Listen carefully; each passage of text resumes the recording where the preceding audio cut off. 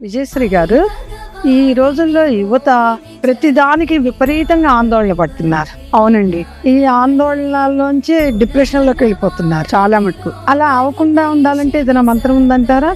ఉందండి. మనకి లలితా శాస్త్రంలో అన్ని నామాలు ఉన్నాయండి. ఈ లలితా శాస్త్రం పుస్తకంలో లోకాతీత, గుణాతీత, సర్వాతీత, శమాత్మిక అనేటువంటి నామం ఉంది.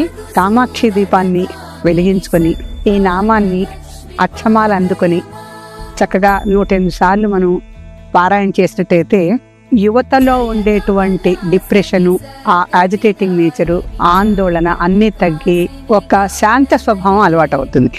ఈ దీపం మర్చిపోకుండా వెలిగించుకోండి. చక్కగా నామపారాయణ చేయండి.